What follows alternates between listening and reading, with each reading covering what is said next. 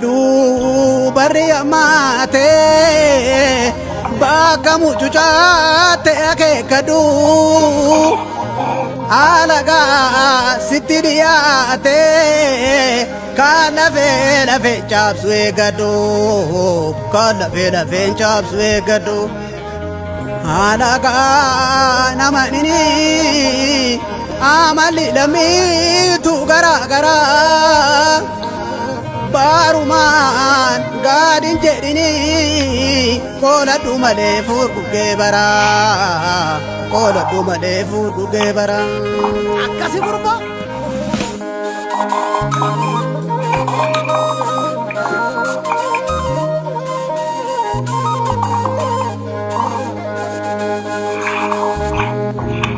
jaale maalo itirkisa maanan taatu itirkisa maanan taatu jita garaa of jabeesi jaale maalo nirbu lafee raajabaatu nirbu lafee raajabaatu galma salphoo bittinneesi jaale maalo dhufe taan silaala anuu dhufe taa waraana kulkulfachaa golanteenyu jaale maalo abbaanaka irraana abbaanaka irraana akkas malee galman geenyu ani gurba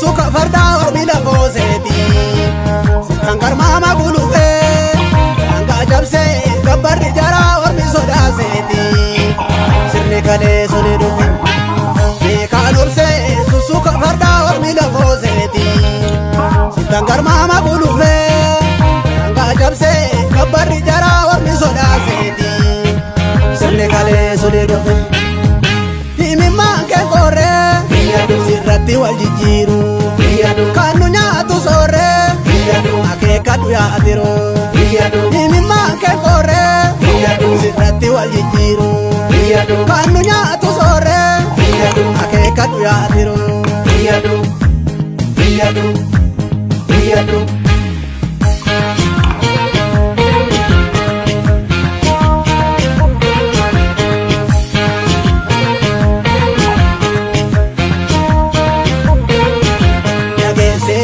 sitti dhufe kandi gamboore se malka kee kunoo itti bufe ajjeese nurratti mammaa kee dhalootatti dhufe dhageesse waan sitti dhufe kandi gamboore se malka kee kunoo itti bufe ajjeese nurratti mammaa kee dhalootatti dhufe himimmaan nu qoorre ammallee gabroonfataa bifa jijjiirrate gargaaruun hin tolle afaan tolee tuma nu dhuunfate silaa kun hin malle himimmaan nu qoorre ammallee gabroonfataa bifa jijjiirrate gargaaruun hin tolle afaan tolee tuma nu dhuunfate silaa kun hin malle garmalee of tuuluun galma kee tufsiisa eenyummaatti duuluun kan nyaate si tufsiisa daangachuun hin taatu lubbuu wareegne inni yoo nu nyaatu falmachaa taskeenye akka taatu goona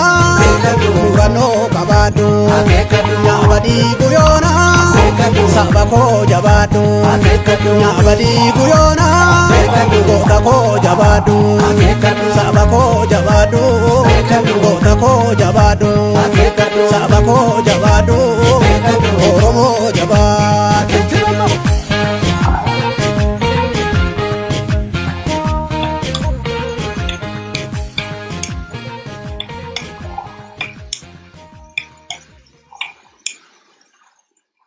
Akkam ooltanii hordoftootaa fi daawwattoota Gumii Bokkoo haala waggaa lamaan Oromoo fi Oromiyaan keessa dabarte irratti keessummaa qabadhee dhiyaadheera. Keessummaan kiyya Dr. Udesa Karoti. Dr. Udesa faana gaaffii gabaabaa ni qabna. Gaaffii gabaabaa kanaaf deebii isinii laatu. Dr. haala waggaa lamaan Oromoof Oromiyaan keessa turanirraa wanaa jedhame ulfaadhaa wayyama. Ulfaadhaa shagalatoomi waan affeerteefis ummati keenya yaa ummati hantu keessa ture keessumattuu ummati keenya ka Wallaggaatiif ka Gujii ka Booranaa rakkoo tanan jenne keessa ture jalqabara 1919 fi 20 kana keessa jechuudha. Rakkoon sun rakkoo tana jedhanii diqqeessanii himanuu moti rakkoo gurguddoo akkuma Amnesty International irraa hubatuu danda'amnu. Amnesty International waan guman gabaasne garuu walumaa galatti gabaasi diqqaa Amnesty International sun waan guddoo waan biyya achi san keessattuu uummata keenya irra deemaa ture waan dhaggisiisaati. Wanni sun harka 100 keessaa maybe harka 5 haga harka 10 wanni siin dhaggisiistu garuu walumaa galatti wanni warri godhaa ture garuu akka malee waan hantu waan uummata keenya lafarraa balleessiisaa yaalamu waan uummata keenya ukkaansiisaa yaalamu waan uummata keenya nama dubbatu nama beeku nama ifi barate nama maanummaa isaatti dhaga'amtu nama mirgi isaatti dhaga'amtu nami abbaa biyyummaa isaatti dhaga'amtu nami nama ergamuun barbaanne waa isaanirra godhaa turani waa akka malee nama gaddisiisaati. Wanni guddoon garuu hunduma caalaa wanni sun keessattuu uummata keenya biratti akka malee hubatamu. Uummati keenya walumaa galatti rakkoo san akka durii kaan dhossanii kaa as kutanii kaa achi kutanii adoonteen walumaa galatti akka shaggaa akka gaarii hubateera uummati keenya. Rakkoon sun rakkoo saba keenya ka Oromoo keessattuu sabaaf sablammoota biraan laga geeraa garuu keessattuu nutti quba darranii uummata Oromoo qubatti darranii akka nu rakkisanii lafarraa nu balleessuuf biyya teenyarra nu balleessuuf biyya teenyarra nu dhossuuf biyya teenyarra maqaa keenya dhossuuf aadaa keenya dhossuuf eenyummaa keenya dhossuuf biyyi sun carraaqa dur baratte deebi'uuf waa isiin goote gabaabuma waan dhaggisiisaa irra ture uummati keenya siin jedha ashee gabaabumatti. Ulfa Dr. Tarii Dr. bara waggaa lamaan darbe kana keessattuu uummanni Gujiif Wallaggaa uummanni Booranaa nama mana keessan naqanii gubuunis turee jira. Ajjechaa hamaan uummata irra deemaa ture. Kanarraa maal hubattu mee Dr. Kuni amma waa haariyaa moti uummata keenyarra waan kana hojjechuun wanni haariyaa godhaa anaan dura waa hojjetan dhossaa hojjetu gargar qoodanii hojjetu kaa as kutanii kaa achi kutanii isin warra sun Wallagga sun Walloo sun Arsii sun Shawaa sun Gujii sun Booranaa akkasiin gargar qoodanii lafuma lafatti beekaa keenya keessaa qocanii balleessanii nu cadhi godhaa turanii. Amma garuu sababa teknooloojii irraa kan ka'e sababa uummati keenya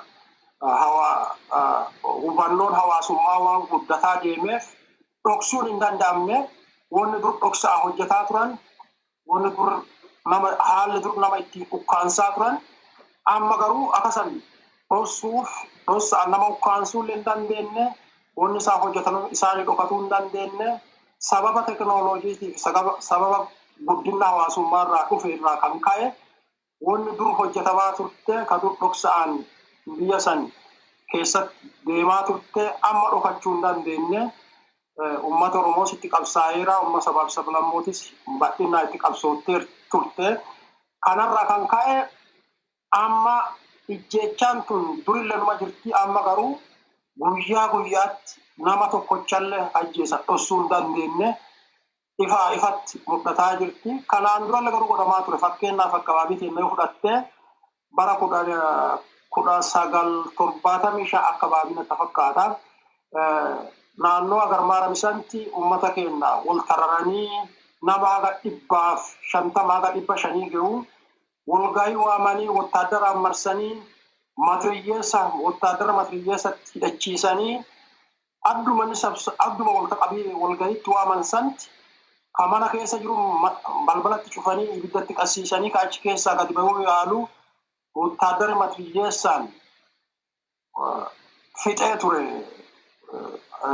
sooyyamaa masakar jedhee galanni jaanjan odeessaa nafini barreessee jira macaafa addachi gololchaa lubbuu soorabbi amaaruuti barreessee ture irratti jaanjan yeroo fixuu itti dabalee barreessee jira seenaa sanirraa hubatuu dandeenya akkas nama jeesuun durillee turtee ammallee kunoo baruma keessa dabarre kana argaa jirtu naannoo Gujii Lixaatitti abarraa bunoofaa ummata keenyarraa akka mana gubaa turanii wotaadara akkuma yeroo dargiisaa wotaadara addaatti waamanii wotaadara addaa suni poolisii addaa warri achi keessa isaan bobbaafatan suni waan san dalagaa mana ummata keenyarraa gubaa akkas rakkoo guddoo yeroo dheertuun dura ta'aa turte san ammas deebitee bifuma saniin ummata keenya manarraa yoo guban dhagginee jirra. Akkuma san ijjeessaa turanii akkuma san mana gubaa turanii kanaan durallee amma garuu sababa teknooloojii sababa guddina hawaasummaa hedduu argameef wanni isaan hogatan saaxilamtee bal'inuma nama guma hubataa jira. Kanaaf ijjeechaaf gidiraan kun durumaa ture amma garuu ifumaa ifatti ummata keenya hubateera ummata Oromoo walumaa gala hubataa jira. Kanaaf mormachuu mirga keenya ummati keenya nuti wanni amma gaafataa jirru akka Oromoon silxaana argatee achirraa abbaa nugusa nuuttate wadoontii akka mirgi ummata keenya biyya keenyarra afaan keenyaan dubbanne abbaa lafummaan keenyaa nu raggaasifantu malee nu bulcha nami bulcha afaan Oromiyaa haasaa immoo afaan Amaaraa haasaa immoo dhimma keenyaa moti afaan Ingiliffaan haasa'uu danda'a garuu yoo mirga keenya qabaanne nu dhimma irraan qabnu.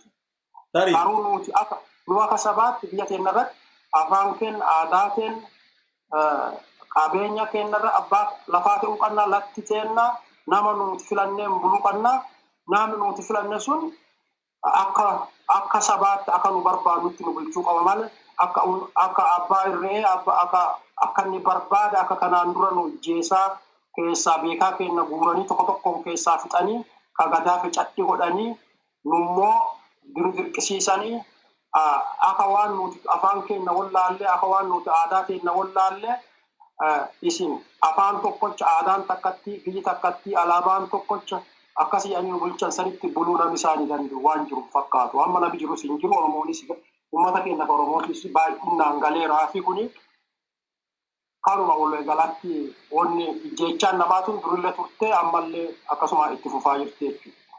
Tarii Dooktar mootummaan Minilik irraa kaasee amma mootummaa Koloneel Abiyyiin hoogganamuutti ummata Oromoo irratti xiyyeeffatanii ummata Oromoo balleessaa turan. Ammas ittuma jiru. Garuu gaaffiin Oromoo nama afaan Oromoo muummee ministeeraa godhachuu moo gaaffiin Oromoo abbaa biyyummaa ofii mirkaneeffachuu? Kanarra waan naa jettu laata? Galatoomaa ishee kuni irra deddeebi'anii akka beektota Oromoo himuu yaalanis akka abbaan gadaas ummati keenyas nami kun dubbii danda'u nami carraa dubbatu argate dubbate kun yeroo baay'ee nuti wanni ummata Oromoo jaarraa 50 ol wanni inni itti yaalaa ture haga lafa teenya nurraa cabsan waggaa 100 olii jiraa jalqabee haga lafa teenya nurraa fudhatanii bulchiisa abbaa irree kana mootummaa Itoophiyaa jala nu cabsanii asii wanni nu gaafataa wanni ummata Oromoo gaafataa jiru mirga fi ka isaan waggaa 100 dura cabsan san deeffachuu nu durillee abbaa gadaatiin bullaturree gadaa siistemiin bullaturree mirgi suni yeroo duuba hafaa yeroo addunyaa irratti biyyi hundumtuu duubatti haftuusanii gaafa saniyyuu dimokiraatawaa sirni Oromoo gaafa suyyuu dimokiraaticha jaarri tuni warri kaabarraa dhufan kuni waan akkasiin beekanu sirna dimokiraasii takkuma dhagganii beekanu wanni isaan beekanu shiraa fi shira xaxuu fi karaan taaneen kun firra jeesee kun kaa ijjeesee mootummaa yookaan taayitaa argachuuf walirratti qabsaa'uu callaa malee seeraan akka uummata Oromoo san gadaa siistemii waan diimokiraataa haala akkasiitiin bulanii hin beekan. Kanaaf wanni uummata Oromoo qabsaa'eef nama afaan Oromoo dubbatu akka silxaana argatee garagalchee immoo akkuma warra kaabaa dhuferraa baratanii akkasaniin nu bulchuu isa adoon ta'in haaluma uummata keenya durillattiin jiraatu aadaa keenya teeti saniin diimokiraasii uummata keenyarraa fonqolfame san deeffannee biyya keenyarratti abbaa biyyaa keenya mirga keenya eessinnee aadaa keenya kabachiinnee afaan keenyaan barataa aadaa keenya guddifachaa jiraachuu. Asirratti yennaa akkas jennu nuti namni nu bulchuu Oromoo callaa ta'uu qaban jennu nuti garuu nama keenya lafa keenyarratti mirgi keenya nama keenyaan bulla nama afaan yaada nama aadaa keenyaan beeku nama nu waliin jiraate yookaan nama seenaa keenya beeku nama waan guma keenya kabaje nu waliin jiraatu nu bulchuu danda'e guminuu Oromoo ta'uu qabu. Sabaaf sablammooti nu waliin jiraatan yoo aadaa keenya kabajan yoo mirga keenya kabajan yoo abbaa lafummaa keenya biyya keenya irratti fudhatan nu waliin buluu danda'uun afaan barbaadan dubbatuu danda'an.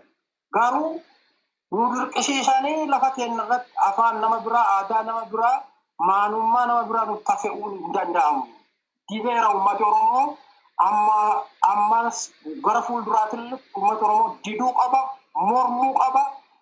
Humnaanis teenaan karaa seeraatiinis teenaa karaa danda'amumaan mormee mirga isaa kana eegsisuun to'achuu mirga fi kan tiffachuuf irraa diinarraa eegachuun dirqama dhalootaa. Dhufaaf Dooktar. Fakkeenyaaf Dooktar mootummaan amma biyya bulchaa jiru baay'ina uummataa hin lakkoofsisuu jedhee jira. Maaniif yoo lakkoofsisee baay'inni uummataa lakkaa'ee istaatiksiin bahu ta'e biyyoota guddatan keessatti namni tokko poppuleeshinii kuma meeqarraa hagasii nama tokko bakka bu'aa mana marii argata. Mootummaan koloneel Abiyyiin hoogganamu ammoo garuu yoo ani baay'ina uummataa kana lakkoofsisee garee miidhamu jira jedhee waan yaadu fakkaata. Lakkoofsisuu jedhee ifatti dubbata. Mootummaan kun garuu akkamiin eenyuuf cinqameetiin baay'ina uummataa lakkoofsisuu adiidha. Moo amma uummata Oromoo keessaa nama barbaadu tokko ajjeesee lakkoofsa uummata Oromoo gad xiqqeessu saniif tura. Maaliif tura fakkaata? Kun akka malee galatoon kun akka malee beekama wanni akkas godhuufi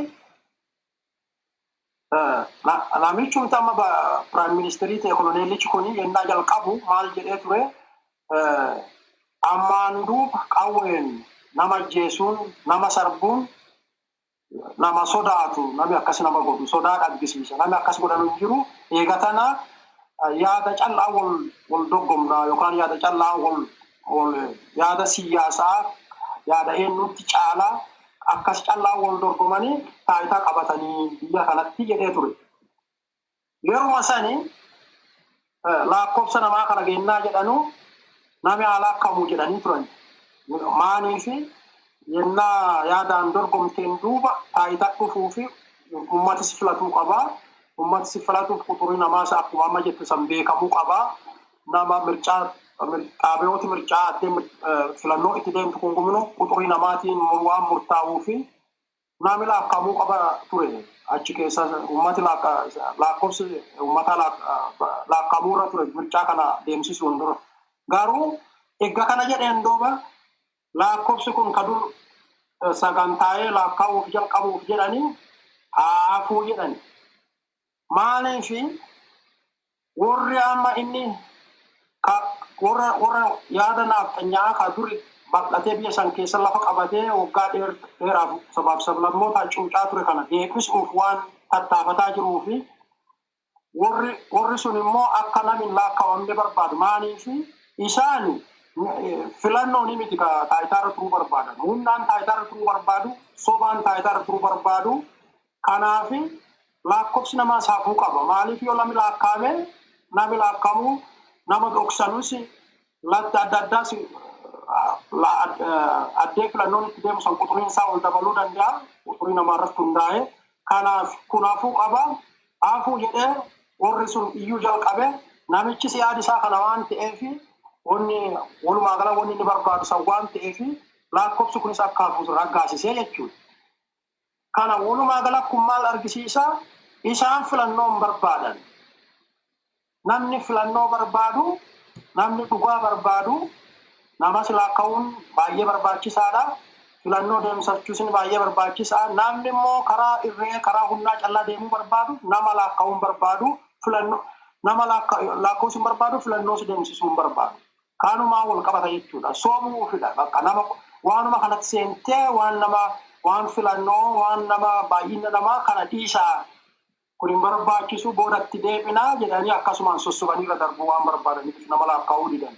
Walumaa gala wanni lakkaa'uu didaniif mirchaa filannoo deemsisuun barbaadanu filannoo deemsisuuf nama baay'inni namaa barbaachisaa ture kana lo'achuu waan hin barbaanneefidha.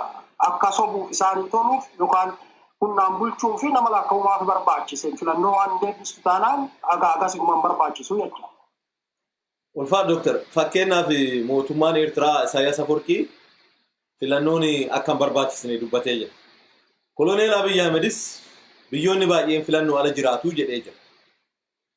Tarii yaada Isaayyaas isaniin wal simataa yaadi isaa.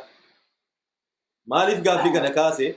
Filannoon maqaa koronaatiin dabarsanii filannoo akka darbuuf seeraan kan kaayame cabsee warra niyoona fixanyaa bichaa wal qabee konstituushinii biyyaa diigaa caccabsaa warri naannoo Tigraay filannoo geeggessinaa jedhanii jennaan isaan akka dhaqee lolu dubbatee ture kanaan dura. Garuu garagalee yaada jijjiirate Abiy Ahmed. Filannoo warri Tigraay har'a geeggessan akkamiin laata? Mee filannoon Tigraay kuni maal afaan Amaaraatiin seeta inni የጨረቃ ምርጫ mana ji'aan ijaaramu tokko mana akkasii kana ta'e malee kun filannoo miti jedhe. Filannoo namni miliyoona 2 ol irra hirmaate kana akkasitti yaaduun kun sirrii sitti fakkaata moo namichi kun ofii filannoon geeggessu namni biraalee filannoon geeggessu jedhaa jira. Kanarraa maal naa jettu Dooktar? Ulfaadhu wayyaa. Galatoome waa hedduu na gaafatte irra babbayuu waa ati gaafatte fakkeenyaaf sharikummaa namicha kanaatiif koloneelicha kanaatiif Isaayyaas Afwerqii adoo wal bira qannee laalle namni nama bulchu tokko nama biyya bulchu dhiisii nama ollaa tokko bulchus nami aanaa bulchus nami zoonii tokko bulchus namni ni walii ooluu qabu nama fakkeen isaa akkin bulchaa akkani nama gargaare nama beekamaa nama gaarii nama ummata waan gaarii hojjete nama akkasitti adoo sharikaa'ee baay'ee gaarii. Nama hamaa nama wama dimookiraasii jedhan lafarruma dhaggeen beenu ka waggaa 30 dabarte isa malee namni isa morme biyya alaalletti barbaadamee sarii sanyiillee barbaadanii biyya Eertiraa keessatti funaananii mana hidhaatti guuran. Yoo sharikaa namicha kanaa ta'u eessa akka inni deemaa jiru adoo isan gaafatin tilmaamuu dandeenya. Maal jechuudha? Isaayyaas Afwerqii diktaateroota Afrikaa keessaa tokko. Akkuma Muhammad Gaddaafii faa, akka Mugaabee faa warra akkasiidha inni. Isaan caalaan nama ajjeesiisaan, nama hidhiisaan, nama biyya hariisaan, nama beekamu Isaayyaas Afwerqii. Isa kan dabaladhu Isaayyaas Afwerqii yooma warruma Itoophiyaa jedhee warra beektaa naafxanyoota warra Itoophiyaa jedhu kanas adoo silaa isaa dhugaa dhaabatan teete Isaayyaas Afwerqii isaanii fi diina ta'uu qaba ture. Garuu warri naafxanyaa diktaaterooti kuni karuma fedhintaan isaanii yookaan waan isaan barbaadan hojiirra ooltuun barbaadaman dhugaa waan hin barbaanneef Isaayyaas Afwerqii gaafa inni galaxxalamuuf yaadu sanii mormaa warri turan ganxaa warri jedhaa turan amma deebi'anii sharikaa isaa ta'anii isa waliin inni akka nama cimaa nama Itoophiyaaf dhaabate fakkeessanii warra Tigraay warra Isaayyaas Afwerqii waliin mootummaa dargii lolee kuffisee sabaaf sablammoota Itoophiyaa diimokiraasii dhugaallee waa dhabaattu malee afaaniin garuu isin guluu mirgi keessa isin barbaachisa warra jedheen sangatanii amma deebi'anii isa waliin sharkoomuu barbaadu. Kanaaf isa waliin shirkii ta'uu mircaan hin barbaachisu jechuun hundumti sun wal qabata laale diktaatershiippii abbaa hundummaa san callaa karaa sangula deemuuf filannoo isaa ta'uu argisiisa. Namichi kun gizee jalqabu yeruma hojii jalqabu siidaa Minilikifaa Haile Sillaasee fa'aaddeet itti bade guuree dhaabuunsaa karaa inni deemu duruu argisiisee jira.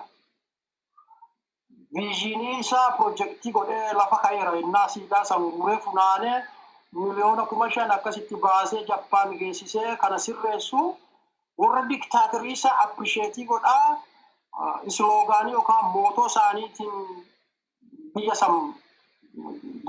biyya san hoogganuu barbaada. Kana diktaatershiippii san cimseetti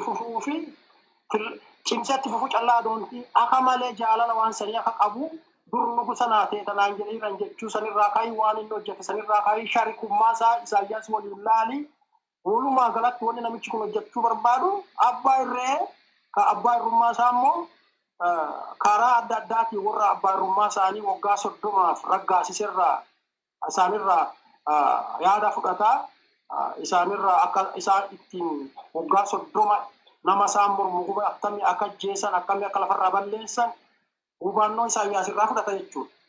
Gara mirchaa ayo deebinu mirchaan warra Tigraay warra TPLF baay'ee koloneelicha kana isaan jala ture isaanii hojjetaa ture isatti sallalee yookaan intelligence agency san badhisee ummata keenya kan miilarraa kuchisiisaa ture kan qeenca buqqisaa ture onegi kun maali jedhee kan ajjeesisiisaa ture Geetaachoo Asaffaa Maqalee dheeta jedhanii garuu kaaniin dheetiin kaasuma ta'ee ammas bifa addaatiin as deebi'ee nama nagaa fakkaatee amma piraayim ministeerii ta'e namicha kana. Amma warri sun isaan jalaa garagalee gaafa dur Itoophiyaa bulchaa turanii konstituushinii dhaabanii konstituushinii sanii hojiirra oolchan turan. Konstituushiniin sun sirrii ture atoo hojiirra oole. Adoo hojiirra oole sirrii ture garuu isaanis quturiin isaanii xiqqaa waan ta'eef yoo konstituushinii isaa hojiirra oolchanii olaantummaa isaanii waan isaan jalaa cabuu fi konstituushinii sirrii ta'e isaanii hojiirra oolchin garuu lafa kaa'ataniiru. Gaafa humnaan bulchuun isaan harkaa baate karaa dhugaa kana akka deebi'anu lafa kaa'ataniiru. Ismaartilitti yaadaniiru isaan dhumarratti bulchis kun harkaa isaan bahuu danda'a. Gaafa inni bahe immoo karaa dhugaan lafa kaa'aniira karaa itti deemuu qaban. Amma deebi'anii mircaa akkuma konstituushinii irra kaa'e saniin deemsisan. Mircaan kun amma sirrii ture akkas ture durumaayyuu ka deemuu qaba ture. Amma isaan ari'ee hambiraa immoo kan isaan fakkaatu qabsoo ummati keenya namni baay'een itti du'e qeerroon keenya baay'een itti du'e warri sun taayitaarraa ari'amanii gaafa namichi kun dhufu namichi kun immoo isaanirraa fuudhee akkuma isaanii warra nafxanyoota kaan fidee itti fufuu yoo barbaadu isaan immoo karaa dhugaa ka dur barreessanii lafa ka dur hojiirra oolchine kaan amma pirisaayislee hojiirra oolchan. Kana kun maal argisiisa? Waan lama argisiisa. Tokkoffaa Itoophiyaa keessattuu sabaaf sabi yoo walii gale karaa sirrii deemuu akka danda'u argisiisa. Yoo waliigalteen uummataa yoo jiraatte karaa sirrii deemuun ni danda'ama. Kana argisiisa tokkoffaa. Lammaffaa uummati Tigraay hidhatee jira. Mormee jira sirna Itoophiyaa diktaatericha kana waggaa dheertuuf qawweenis lolee kuffisee agarsiisee jira. Bulchees jira karaa diktaaterii haa bulchuuyyuu malee waggaa 30 bulcheera. Karaa dhugaas beekaa duruma karaan isaan duruma qabsaawaniif mirga fi ifiin murteeffachuu biyya isaanii irratti abbaa biyyaa ta'uu mirga isaanii kabachiisuu aadaa isaanii kabachiisuu kanaaf Nami baay'een ka isaanirraa du'e gara nami baay'een harki caalu ka du'e kanaaf du'e. Garuu gaafa Itoophiyaa isaan jalatti kuftu qabeenya adda addaa kana saamuuf jedhanii konstituushinii sirrii lafa kaa'anii garuu akka ittiin hojjetaa turan sirriin turre amma mircaa kanatti garuu innaa asii ari'amanii achitti deebi'anuu karaa sirrii argisiisanii jechuudha. Kanaaf ummati sun walii galee hidhataniiru qawwee qabu waliigaltee qabu mootummaan Itoophiyaa ka abbaa humnaa kuni yoo sabni walii gale yoo sabni cimee hidhatee morman waan tokko fiduu hin danda'u kun olaale mircaa deemsisanii hin dandeettan caraqaa maaltu kushayyoo jedha maal mircaa deemsisuun dhaqii loluu dandeetti inni dhaquu loluu isaanii yaadee doontiin sodaatee hin danda'u otuu lolee beekamu torbaan tokko keessaa yookaan torbaan lamayyuu isaan dhaabachiisee jabaadha inni irraa ari'an turan si'a lama deebi'anii ammas akkuma dargii lolanii irraa ari'anii isaas irraa ari'an turan utuu ni dhaqee lolee maaliif Oromiyaa already lolarra jira baatil giraawundiidha yoo isaan bira dhaqee gaafa inni wattaadara Oromiyaa zooniitti birgeediin waradaa irratti bobbaasee eegu kana gara meqalee ol mataa galchuu Oromoon Addis Ababa 4 kiiloo dullaan keessa ari'aa jechuudha. Kanaafuu gara tokkotti munyuuf hin danda'u amma caraqaa mirchaa maalii jedhee akkuma baratan addunyaan ta'ee ilaalaa jiru. Gaazexeessitoota internaashinaal gaazexeessitoota meqalee dhaqaniiru achiis gabaasaa jiru nuti namni asiis argaa jira Itoophiyaas argaa jira. Kanaan caraqaa jechuun eenyu akka sobaa jiru eenyu akka kijiba lafa godduu taa'ee dhara kijibaa jiru. Kana odeessuyyuu hin barbaadu achuma laaltee achirraa hubachuu hin dandeessa. Kanaaf mircaan isaanii waan lama raggaasisa tokkoffaa ummati yoo waliigale mirga isaa kabachisiisuu danda'a. Lammaffaa waliigaltee callaa doon ta'in humna qabaachuu barbaachisa. Ati waliigaltee yoo humna hin qabne teete abbaa humnaa dhufee si ari'a. Humna qabaachuu qabda. Waan kana lamaanti mul'ata amma Tigraay irraa. Waliigaltee qabu humna qabu hidhataniiru qawwee qabu gaafa karaa isaanii mataa galee bukkeerraa kaasanii yaa'uu beeka kana inni kanaaf achi dhaquura addisaa teettee waan hin taane odeessutti irraa sii isaa wayyaa yoo kanaan godhu taanaan bultii gabaatutti irraa ari'amanis kanaaf akkasi godhee kanuma argisiisaa ummati keenya kanarraa barumaanii Ulfaat Dooktar. Dhumarratti ummati keenya kanarraa waliigalteen barbaachisa. Kanarraa baruu qabda. Kanami afaan isinitti himu caalaa kana laalaa hubadha. Ummati Tigraay ummata Oromoo bira quturii ummata Oromoo bira yoo qabde gimmaasha kennayyuu hin ta'anu isaan ruubii achi gadidha quturiin isaanii. Garuu ummata keenya caalaa hidhataniiru. Kanaaf ummati keenya tokkoffaa waliigaltee barbaachisaa hidhachuu barbaachisaa mormachuu barbaachisa biyya keetii.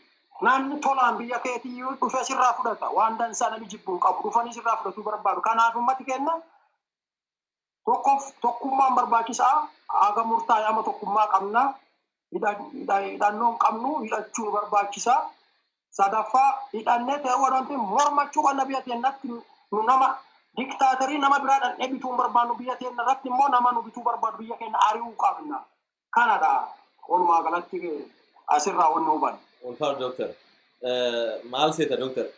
Fakkeenyaaf poolisiin humna addaa naannoo Tigraay yookiin warri hidhattuu teetee Tigraay keessa jirtu saba Tigraay irratti eenyus akka qawween dhukaasneef dhooguudhaaf qophii akka ta'an agarsiisaa turan.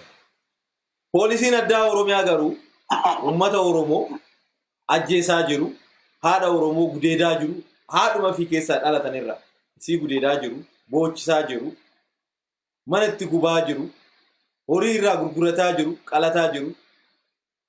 Humna addaa Tigraay kanarraa poolisiin Oromiyaa fi waraanaan namni Oromoo ta'e maal irraa barata? Saba fiitii dhaabatuuf maal ta'uu qaba? Baay'ee galatooma gaasheetuun gaafii akka malee bareeda. Kuni amma innaa namoota Oromoo namni baay'een yoo uummata keenyatti hin dhukaasinaa saba keessanitti ajjeesinaa, haadha teessanii ajjeesinaa, ijoollee teessanii ajjeesinaa, ollaa keessanii gubinaa. Gaafa mootummaan sobaa kan warra abbaa irree lafa dhaabachiisuuf yaalu kun asii baade ollaa sanatti deebitanii ollaan sun keessanii innaa jennu innaa namni baay'een jedhu sobaa miti dhugaa. Warri Tigraay laali kunoo maaf achi bu'ee loliin maaf federaal gobirmentiin naannoon tokko akka konstitushiniin sun jedhu warri Tigraay kanaan dura konstitution kabajee hin beeku wanni kabajuu dhabeef konstitushinii kana gara dhumaatti itti deebi'ee akka itti gargaaramu waan beekanuuf konstitution kan sirrii lafa kaa'aniira waan adda addaa hanqoo qabaachuu danda'a garuu harka caalutti baay'ee gaarii mirga sabaaf sablammootaa kennaa hiree ta'ee fi murteessuu qabdaa dhugaadha hundumtuu gaarii. Kana hojiirra gaafa isaan oolchu poolisiin isaanii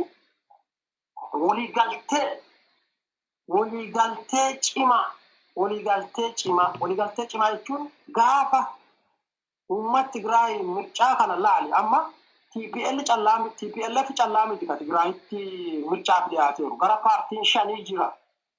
5 isaanii garuu mirga uummata isaaniitiif garaagarummaa haala siyaasaa tarsiimoo adda addaatiin socho'anii haala adda addaa kanatti si caala waan adda addaa garaagarummaa isaa godhakkaa jiraatu iyyuu malee Tigraay akka sabaatti akka nama saba sanii keessaa baay'eetti waliigaltee tokko qaban.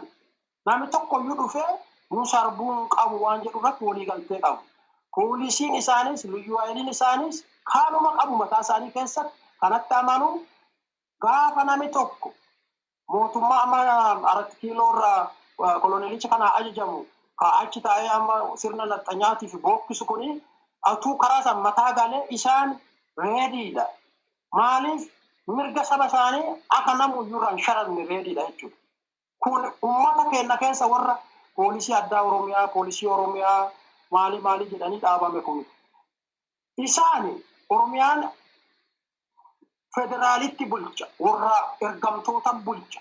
Poolisiin garuu poolisii Oromiyaa liyyuu hayiliin Oromiyaa kun hundumtuu kanarraa barumsa piraaktikaali yookaan ka barumsa beektaa afaanii odeessa adoon ta'in ka ijaan dhaggamu ka dhugumaa hojiirra oole warra kanaa laaluu qaban. Ilaala kun warra Tigraay ijoolleen keessaan ijjeesfamtu haatiin duutu sheekiin masgiidatti ijjeesfamu ijoolleen karaa irratti hin duutu maaliif warri hidhate mirga uummata isaaniitiif waan dhaabateef warra ijjeesuu barbaadu warra nama sarbuu barbaadu irraa dhooguuf reedii waan ta'aniif warri mootummaa federaalaa ajajus kana waan hubataniif achi dhaquu sodaatan jechuudha. Kanaaf barumsa guddaa kanarraa argata. Garuu rakkoon keenya guddaan maali? Nuti ammayyuu warra humnaan bulaa jala kufnee jirra. Akka warra Tigraay san ifi bilisoomsinee hin jiru. Bilisoomsuu qabna.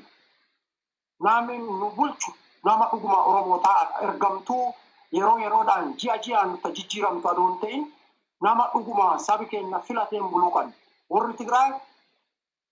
Warri Tigraay TPL loltee isaan bilisa baastee garuu amma mircaa deemsittu kana paartii adda addaa achuma keessa qindeessanii waan humaayyuu keessa darbanii mircaa kana deemsisaniiru. Garuu filannoon kun deemee jira.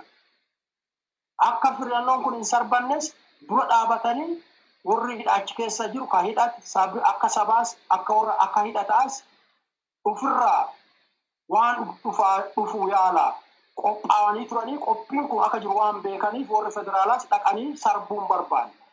Yoo dhuguma Itoophiyaa fi yaadan ta'e isaanii Oromiyaa keessa nama ajjeesuu karaarra nama fixuu masgiida dhaqanii sheekii ajjeesuu ijoollee karaarra ajjeesuu dubartii ijoollee siitiif ajjeesuurra maafi warra hidhatee kun akkasii nuti mircaa deemsinnaa isin waan keessan ka kijibaa kanan fudhannu warra jedhe dhaqanii silaa rukutan irra ture. Garuu rukutuu wanni dadhabaniif isaan hidhataniiru kutataniiru uummatis waliigaltee qabaa. Kana poolisiin isaanii liyyuu hayiliin isaanii isaan waliin dhaabataa aankeenna garuu bilisaa'uu qabaa uummata keenya qabsaa'uu qabaa sadarkaa sanirra ga'uu fi fagoon jiru. Kanarraa barumsa dhugumaan piraaktikaali yookaan dhugumaan hojiirra oole barata poolisii Oromiyaa betele liyyuu Oromiyaa kanarraa hubannoo fudhatanii uummata keenya jeesuurraa fi eeggachuu qabu jedha asumarratti. Dhufa Dr. Atille Wama Gaarii nu kaastee poolisiin Oromiyaa uummata keenya cinaa dhaabatuu qaba malee uummata keenya irraa qawwee deebisuurraa diina uummata keenya jeesuu dhufutti qawwee soo deebisee gaarii jettanii. Akkasumas raayyaa ittisaa keessa warri jiran Oromoo ta'anii adoo uummata fi cinaa dhaabatanii gaariidha. Maali mootummaan abbaa irree ni kufa. Gaafa mootummaan abbaa irree kufe immoo inni gara fedhe deemaa isaaniif garuu uummata sanatti itti hafanii yaada gaarii nu kaasa. Mee Dooktar gaafa mootummaan kun kufe mootummaan dargii gaafa kufe gara Zumbaabee isii fi nama muraasa ta'anii badan. Warri Itoophiirra jiran hundaa'an. Poolisiin amma uummata keenya irratti bobbaafame. Raayyaan ittisaa uummata irra bobbaafame kun. Gaafa mootummaan kun kufe warri kun kaadiree ta'anii mootummaa kanaaf hin tajaajilla biltsiginnaaf hin tajaajilnaa galma yaada Minilikii galmaan geennaa ni hoonoftanyaa waan jedhanii fudhannee deemna jedhan kun. Gaafa san isaan eessa dhaqu uummata san keessatti hafumoo akkuma warra muummee ministeeraa Koloneel Abiyyi kana xayyaara kaafatanii biyyaaf ha'u. Moo achuma duuban akka Haile Sillaasee ta'u moo akka dargii dheetu. Uummanni kunoo kan akka hojii isa keessaa harka qaba. Kun akkuma muuxannoo kanaan dura argine wanti akkas nama rakkisanii gidiraa adda addaa hojjetanii yookaan nama hedduu akkas geessanii manaa wanta gubanii akkuma salphaatti namni kuminuu roopilaa yaabbatee yookaan baabura yaabbatee baay'achuun hin danda'amu. Warri Itoophiirra ta'u baduu danda'a yookaan akkuma uleetaatti jalaa bahuu danda'a garuu walumaa galatti sulmaa akka ta'u amma tilmaamuu caalaa wanti dubbachuu barbaannu maali? Namni balleessaa hojjate biyya san keessatti harka caalu jalaa badaa yookiin jalaa miliqaa isuma dhiyoo tana ta'e adoo argite warri TPLF waggaa 27 warri nama jeesaa ture warri nama akkasi mana hidhaa keessatti rakkisaa ture kamiila kutaa ture qeenca buqqisaa ture warri sirna san security agency san ajajaa ture namicha Geetaachoo Asaffaa jedhan sun warri inni hojjetuuf sabi inni dhaabateef achi deebi'ee baay'e. Maaliif isaan tajaajilee jira sablammoota Itoophiyaa balleesseera harka caalu isaaniif garuu akka qabsaa'etti waan fudhatamuuf achi deeganii achitti dhoksan. Ammas warri Oromiyaa keessa jiru saba Oromoo ta'ee Oromoof hojjechuuf uummata san keessaa bahe utuu uummata isaanii sarbuudha baatanii boryoo mootummaan kun bahe rooppilaan bahe yookaan makiinaan bahe jechuurra amma adoo waan hamtuu dalaguu baatee uummata bira dhaabateerra guddoo salphaadha. Rooppilaan garuu maybe isaan dhiisii muummichi ministeeraas bahuu dhabuu danda'a. Akka Mangistuu Hayilamaariyaam bahe bahuu nama gumaaf salphaa ta'uu dhabuu dandeetta. Mangistuu Hayilamaariyaam diktaateruma akka namicha kanaati garuu haala qinibbirii siyaa'ee fatti dabalateeti hambaa'e malee callumaan jedhee nama guma kaasee bahee baduu hin danda'u. Kanaaf walumaa galatti maal jedhuu barbaada? Uummata keessaa bahe warri sarbaa jiran warri uummata keenya har'a mana irra guddan keessattuu warri kaadiree oppiidoo turtan ka ammas deektanii biltsiginnaa ta'etanii amma uummata keenya sadarkaa olaanteetti jeesaa jiran ka akka namicha kun west gujii zoonii dhufe kana eenyu abarraa boroo jedhan sun warri akkasii firdi beetii gurguddootti dhiyaatuu qaban. Warri akkasii warri akka Abiy Ahmed firdi beetii gurguddoo akka beektaa heegi international court warra lafa akkasii irratti kasasamuu qaban. Akka yeroo dargii san ollaa keessa nama ajjeestee nama fichisiittee baduun hin danda'amu. Amma yeroo hawaasni sadarkaa gurguddaarra jiru teknooloojiin ammayyaa jira waan ati dalagde tokko tokkoon ragaan lafa taa'ee jira. Wal akkaan nama kanaa amma ajjeesanii footoo Facebook irratti mana gubaa itti sirbuu akkana qawwee akkasii waliin itti daansii akkasii waliin sirbuu kun hundumtuu rikkeerdidha. Eenyu fa'a akka sirbaa turan eenyu akka warra san ajaje hin beekamu. Warri kun gaafa mootummaan kun kufe utuu mootummaan kun kufuudha baatee itti fufe kasasamuu qaba firdi beetii gurguddoo dhiyaatanii itti farachisiisuu qaban. Warri akka fakkeenyaaf mucaa Arrittii Ashundee sibsabaa keessa ol ka'e dugda achi gadi jedhee jeesisiise warra akkasii firditti dhiyaatuu qaba. Eenyu akka ta'e beekama, maqaan beekama, eessa akka jiru beekama. Warra akkasii miliqeellee hafuu qabu. Rikkeerdidhaan faayiliirra jiru mana firdi beetii gurguddootti kasasamee dhiyaatuu qaba. Kanaaf kaadiroota amma akka wasti gujitti goona dhunnee asitti goona jedhee amma arsii gara arsii bu'ee akkasii fokkootti. Asirratti obbo Abarraa Bunoo godina Gujii keessatti nama naqee gubuudhaan ajjeesisuudhaan beekama. Abaaboo balleessinee jirraa koongireesiin balleessina jedha uummata dhaadataa waraanaa marsiisee waraanaan yakka kana jenne raawwatee jira. Amma garuu gara arsii fidaniiru. Uummanni arsii maal gochuu qaba kanaaf? Uummata arsiitii dhaamsa qabdaa? Dhaamsa guddaa nuti uummata keenyaa qabnu uummata arsii seenaa uummata hundumaayyuu kaadireen hattuun uummata keenya mana waliin gubaa turte kana caalaa ijjeesisaa jirtu kan Wallagga keessatti mucaan kee eessa dhaqe jettee ijjeesisiittee haadhaaf mucaan keessan eessa jira jettee haadhaaf abbaa ajjeestu akka Abarraa sun baay'eetti jira. Abarraa callaa miti. Abarraa garuu uummati keenya ka arsii namichi kun OPDO ture gaafa OPDO keessa TPLF waa inni jedhu dhageenyee jirra nama uummata dhaabate fakkaatee waa odeessaa ture. Garuu gadi bu'ee uummata keenya ka gujii lixaa waa inni hojjetaa ture. Rikkeerdid yoonee viidoo inni manatti bursiisaa ture nama kan manatti naqee ibidda gubaa ture akkuma dargiin akkuma shalaqaa taakkeleen uummata keenya agar maaramii fi akkabaabii bulee waraatti akkuma shalaqaa taakkeleen manatti naqee wotaaddaraan marsiisee matiriyyeessaan fichisiisaa ture. Abarraa Bunoos uummata keenya manarraa gubsisiisee liyyuu hayiliitti ergee mana keenya manarraa gubaa sirreessanii gubbaa sirbaa turanii amma immoo arsii dhaqee hubachuu qaba uummata arsii namichi sanii mormuu qabanii waan inni barsiisu kijibadha waan inni barsiisu hin jirtu. Inni akka Mangistuu Haayilemaariyaam akkuma diktaatiroota kanaan dura akka Minilikii akka Goobana Daacee ta'uu baranii ifirraa mormachuu karaa danda'anii namicha san achi ari'uu fi haaluu qabanii namichi sun araames arimuu baates diina keenya guddaa mataa arbaa ka biyya san keessatti wanjala gammaa hojjate callaan akka mana hidhaa keessa turuu qaba. Inni akkuma Abdii illee mana hidhaa seenee Abarraa Bunoos mana hidhaa seenuu qaba. Hinaaftu Abiy Ahmed isa kadiree guddoo godhatee akka fakkeenya isaatiin Itoophiyaa bulchuuf yaaluu danda'a. Garuu Abarraa Bunoo akkuma Abdii illee mana hidhaa seenuu isaan haftu. Kanarraa hubachuu qaba uummati keenya. Numa seena inni mana hidhaa anyaaf Abdii illee warri TPLF akkasi nugusa godhanii liyyuu haayilii hidhachiisanii fi uummata keenya akkasi ijjeesisiisaa uummata Sumaalee ijjeesisiisaa ture. Dhumarratti garuu gaafa sobanii silxaanatti bahuu barbaadan mootummaa bahuu barbaadan namicha san qabanii hidhaniiru.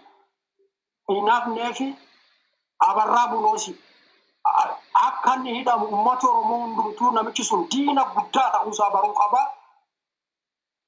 Uummata arsii callaadhis uummata Oromoo hundumtuu akka isa callaa doontiin nama isa fakkaatu baay'ee awwaloo jedhanii namichi tokkos jira namicha Awwaloo Abdii akka Abarraa Bunoo Awwaloo Abdii mana firdiitti dhiyeessuu danda'uu qabna. Wanjala gurguddaa warra akkasii akkuma Koloneel Abiy Ahmed wanjala gurguddaa warra hojjetaa jirudha. Warra akkasii mana hidhaatti dhiyaatuu qabanii. Akka warri sun rakkoo Abarraa Bunoo fa'aa uummata Gujii irratti uumte Amnesty Internationaliin barreesseera. Eessatti akka inni mana rabbuuf eenyu akka inni halkanii mana hidhaatii baasee ajjeesisiis Amnesty Internationalii akka Arrittii Ashundee amma laalin addunyaan kun kuma harkaa qabdi. Sibsabaa keessa asii kaayanii addeen isatti ajjeesisiisan. akka isatti ajjeesisiisan. Kanaaf isaan firdi beetitti dhiyaachuun isaanii naafuu uummati kennas kana beekee isaan irratti qabsaa'uu qaba caalaa akka inni nurraan ajjeesne eegatana. Ulfaat uummanni Arsii keessattuu wanta namicha Abarraa Buunoo dhufe kana maaliif ka Arsii jedha Oromoon tokkuma garuu haa ta'u godina Gujii raayyaa akka hojaa ture amma godina Arsiitti dhufee akka hojuuf barbaada uummata Arsii irratti badii hamtuu akkuma Gujii kaaniif godhee hin milkoofne godina Gujii keessatti amma godina Arsii illetti milkaa jedhaa dhufaa jira. Uummanni Arsii cimee ifirraa lolee namicha kana ifirraa ari'uu qabaa jette. Ulfaadhu wayyam Dooktar. Amma inni ilaali inni ka'achi West Gujiirraa kaasanii achi deemsisanii fi mooyee yookaan waan gaarii hojjatee tasgabbeesseetii miti ka West Gujiirraa achitti deemu.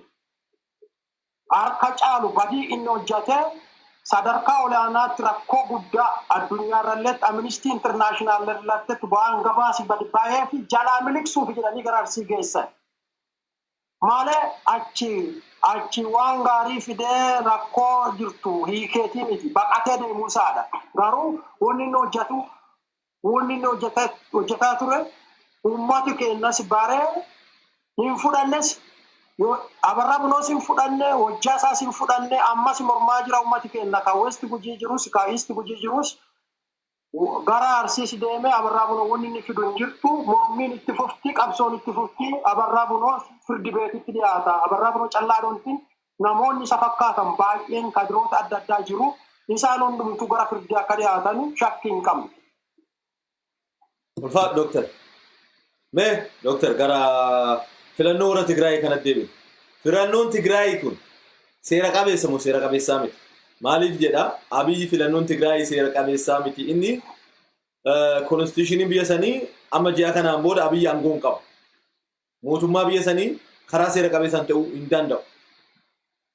Mootummaa ta'uu qabuyyuu miti uummanni nu fudhatuu hin qabu.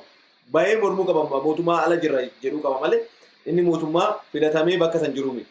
Garuu inni diktaaterichi kuni warri Tigraay filannoo adeemsisan isaan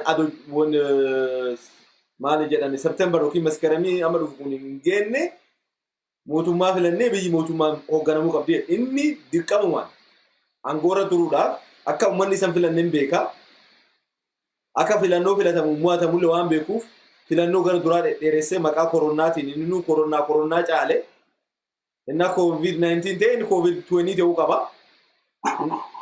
Namichi kun akkamiin filannoo tana seera qabeessaa miti jedha inni nuu nama seera qabeessaa don ta'e. Kun ifuma ifatti konstituushinii qabdi biyyi sun akkuma sila jennee konstituushinii hojiirra oolee hin jiru malee akkuma yeroo baay'ee irratti mari'atamee irratti walii galame namni baay'ee akkuma ibsaa ture.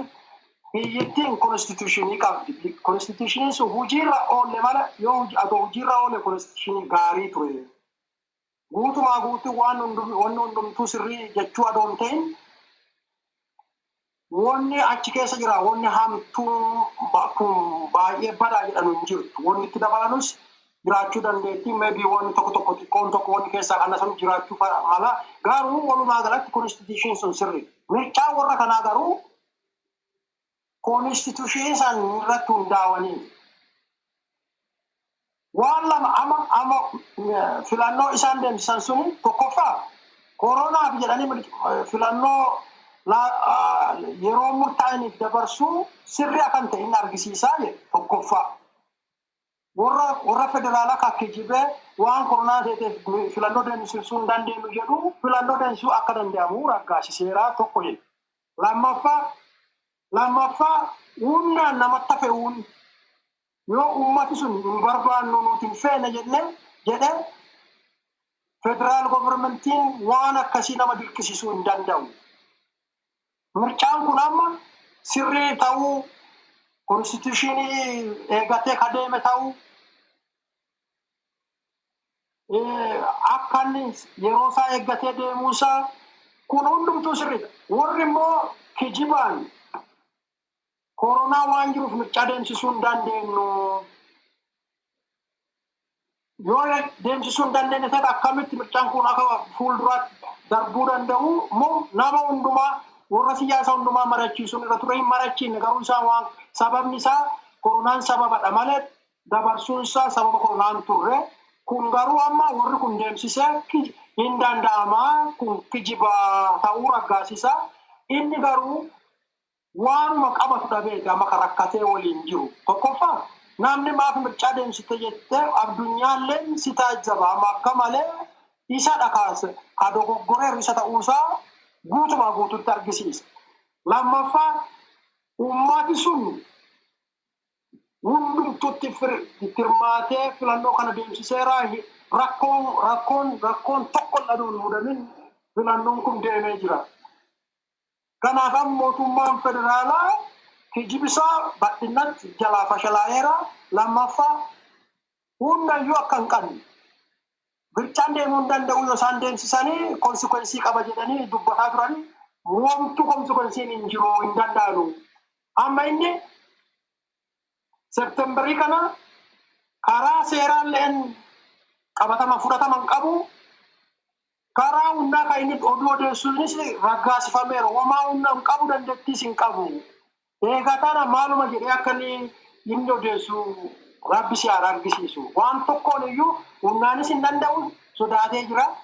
Karaa seeraatiinis nama filannoon deemsinne yeroon isaaniitti darbee jira. Opshiniin inni qabu amma ariifatee mirchaa isaa waamee yookaan silxaana kana gadhiisee deemu yookaan immoo mirchaa deemsisuudha. Garuu inni kan barbaadu uummata keenya keessaa nama filamuu danda'u nama jaalatamaa nama beekaa guuree hidhee ajjeesee eega fixeen booda mirchaa deemsinnaa yaada jedhu harkaa waan qabanuufidha kan mirchaan kun haa turuu jedhamee. Garuu amma rakkoo guddaa baay'ee rakkisaa keessa seenee jira. Warri Tigraay amma filatee jira. Warri filaman sun warri seentiraal govermentii nam tokkoyyuu filamee hin jiru. Isaan waliin qunnamtiin qabanu Itoophiyaan isaan jedhanu karuma seeraatiin iyyuu cituuf deemti jechaadha mootummaan Itoophiyaa. Federaalizimiin kun namtichi kuffisee jira. Karaa mirchaatiinis kufee jira. Kililiin tokko mirchaa deemsisaa jira tokko hin deemsisu yaanii karaa diktaatoriitti dhiibaa jiru.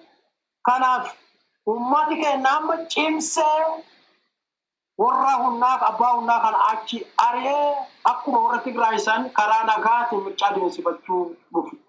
Qophaa'uu qaba karaa isaatiin wanni dhufaa jiru. Inni karaa siyaasaatiinis kufeera karaa hunnaatiinis kufee jira. Eega tanaaf Piraayim Ministeerii Itoophiyaa jedhee waamuun isaatiiyyuu nama kolfisiisa. Ulfaat Dooktar waraanni biyya sanii tanaan dura Abiyyi Ahmed mataa isaatumaan jedheera.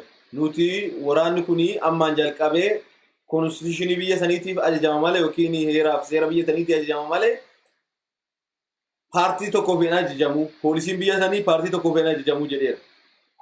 Akka amma seera biyya saniititti konstitushiniin sun cabee jira. Waraanni sun konstitushinii kana ajajamaa moo paartii biltsiginnaa kana ajajamuu qaba? Waraanni maal tolchuu qaba? Kun ingirii nu akka isaan waraanatti dhaabatan nuti hin beeknu garuu karaa seeraatiin Dooktar mee fakkeenya biyya tokko keessatti waraanni kamuu konstitushinii biyyaatti dhaabata. Fakkeenya Ameerikaa keessatti waraanni biyya Ameerikaa kun seera biyya kanaatii bitama malee pirezidaantii nama filannoof dorgomuu fi bitama. Abbaan kamuu dorgomi isaan seera biyyaa konstitushinii biyyaati. Waraanni Itoophiyaa immoo akkuma biyya kanaatti konstitushinii biyya saniitii bitamuu qaba. Malee paartii biltsiginnaatii bitamuu qaba jettanii yaaddu? No. Dhugaa suni amma akka sila federaalizimiin seera federaalizimii seera adda addaa seera sila biyya diimokiraatiitti waraanni siyaasa ala ta'uu qaba ture. Waraanni paartii kamiyyuu dubira dhaabachuu yookaan paartii kamiyyuu hoogganee akka jibbuun qabu nagaa biyyaa callaa eegsisuun irra ture. Garuu amma isaanii biltsiginnaa ittiin jaaruu fi paartii biltsiginnaa kana ittiin bakka nama guma badhaadha gochuu fi waraan aanaa Oromiyaa tokkotti birgeediin qoodanii nama dubbatu nama biltsiginnaan ta'in kaan ajjeese kaan hidhee waraanni kun akka biltsiginnaa kana babadhisuudha yaadi isaanii. Kuni akka malee against constitution hin bulanteeti.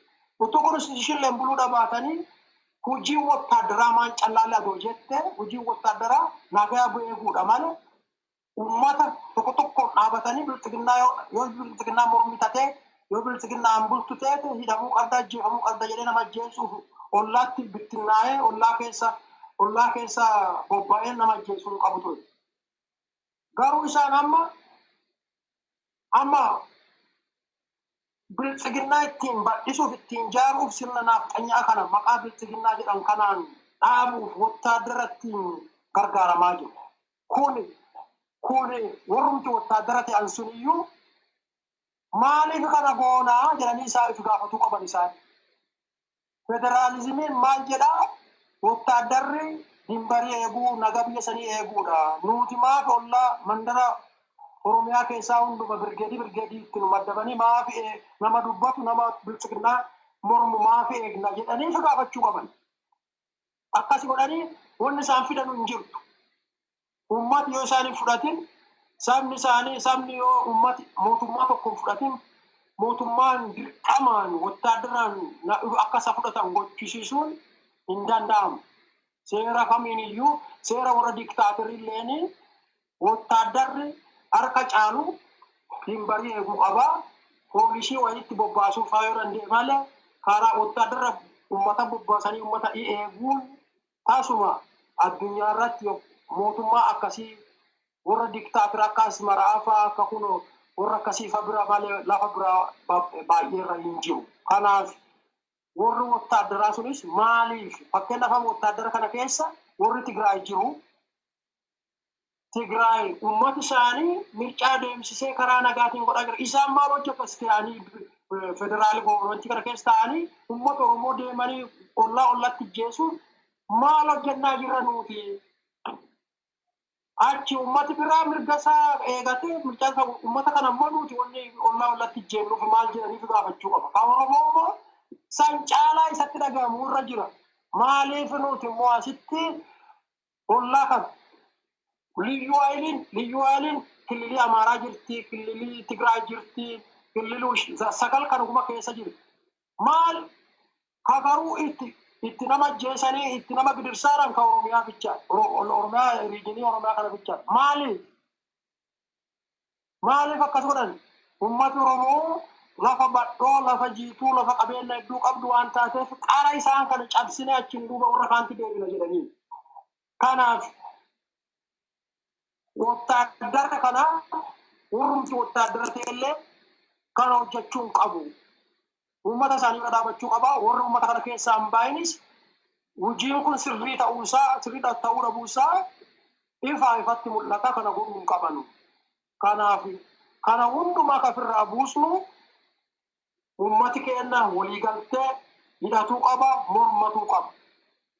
Karaa taa'eegumaan, karaa hidhannoo taanaan, karaa nagaa taanaan, karaa hundumaan mormee warra abbaa irree kana keessaa baasee akkuma warri Tigraay kun olaan. Yoo mormite, yoo hidhatte, yoo waliigaltee qabaatte baay'ee salphaadha. Kun olaan biyya diktaateritti unnaan dhaabatta qawween dhaabatte keessatti kililiin tokko mircaa nagaan deemsifachuun baay'ee keessattuu biyya Itoophiyaa keessas kan arguun iyyuu barumsa guddaa uummata Oromoo callaa kadoontiin sabaaf sablammoota biyya san keessaa kaa'achuu cabe hundumaa fi barumsa guddaa tokko argisiisa.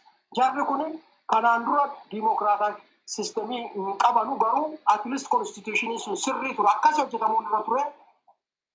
Amma garuu biyya isaanii kan bilisa baasaniiru argisiisaniiru hojiirra oolchanii mootummaan jiddugaleessaa kan federaalaa kun garuu kufiisa guddaa amma kufe kunoo karaa siyaasaallee kufeera. Eegatana Addis Ababaa keessa tiraafik poolisii fakkaattee footoo kaate moo ka'uu dhabaatte moo ollaarra deemte oduu odeessite moo namni dhimma kan qabaati wanni ati jettu kijibadha.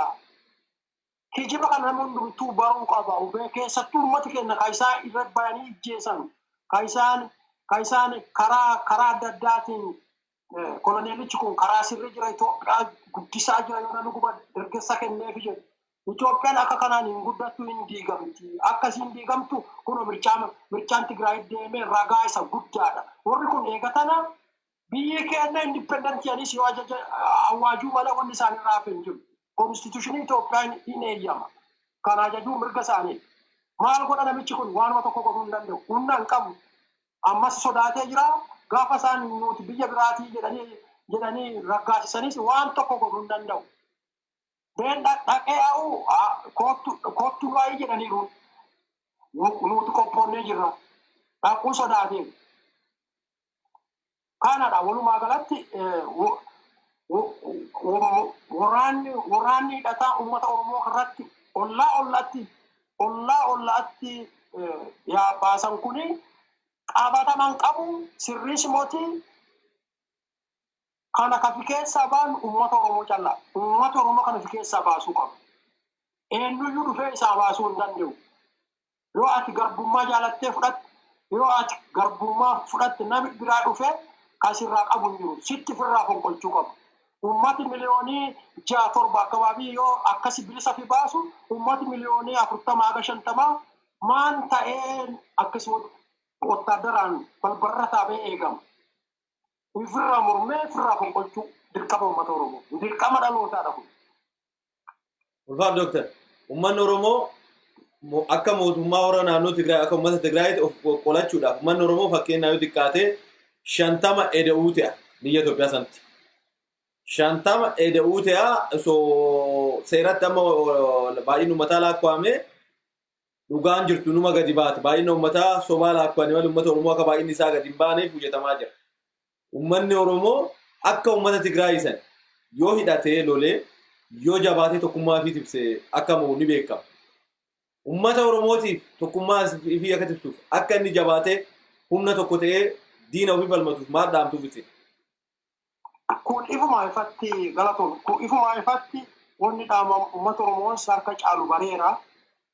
Guyyuma guyyaan kan galiiniifis galaa deemaa jirti. Garuu hunduma caalchisee uummata Oromoo kan hubachuu qabu. Hunduma caalchisee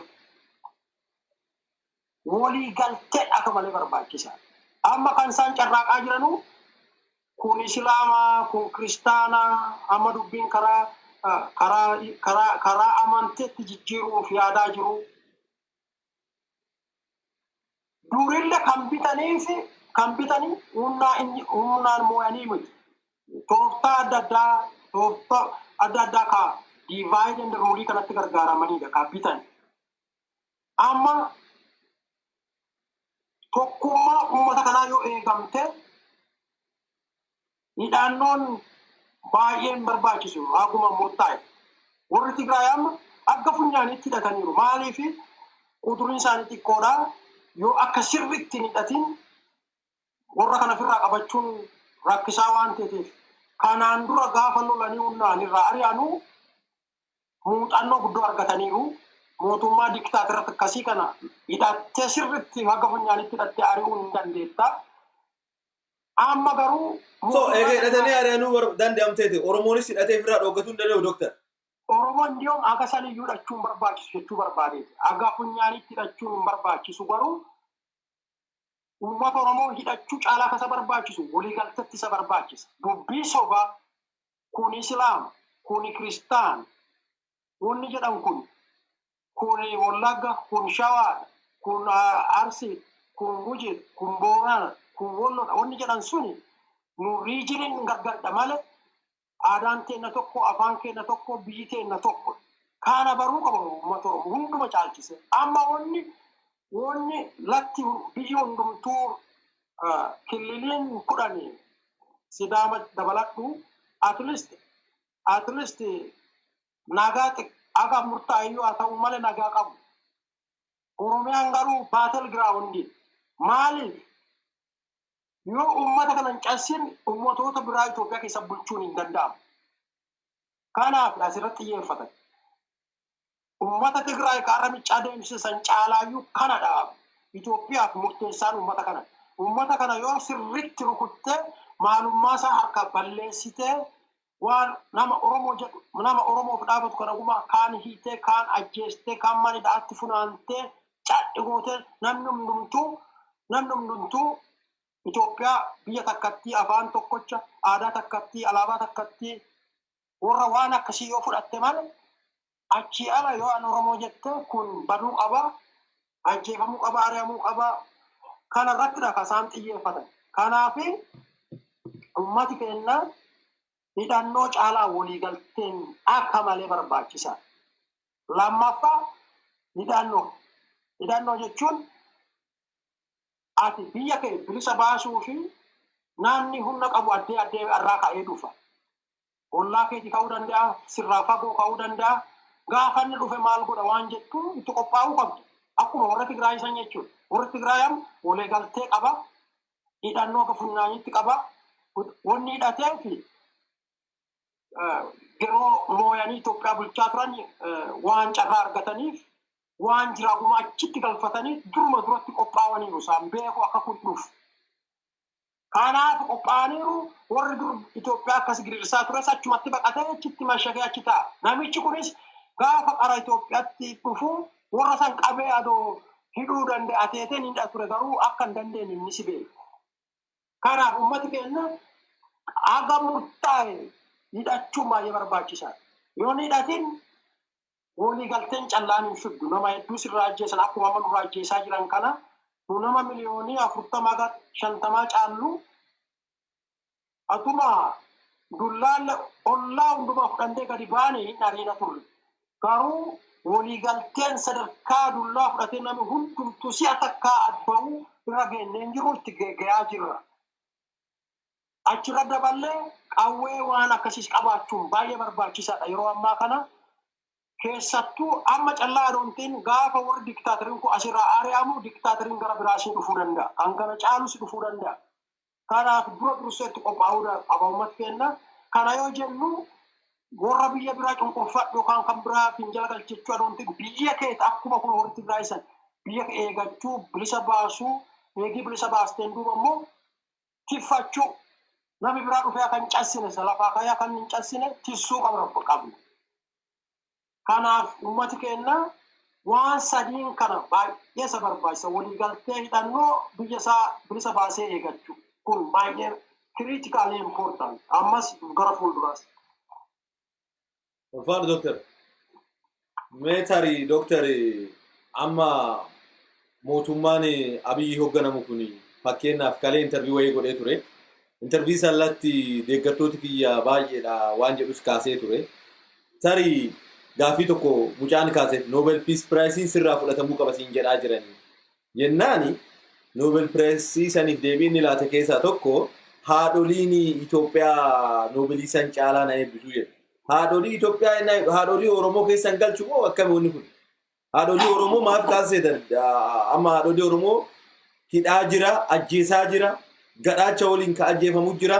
Fakkeenyaaf Baale keessatti sheeki tokko isa callaa ajjeesanii dhiisne haadha manaasaa ajjeesan. Daa'imni ji'a meeqaa waan hootee guddatu dhabdee duutee jirti Baale keessatti. Warra kana laallatu moo inni haadholii inni himatuu barbaadu kamii?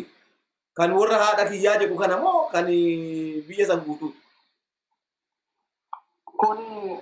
Kun akka malee akka siyaasaan akka inni kasaaree jiru yookaan akka wanni kuma jalaa fashalooti dhaggisiisa. Inni amma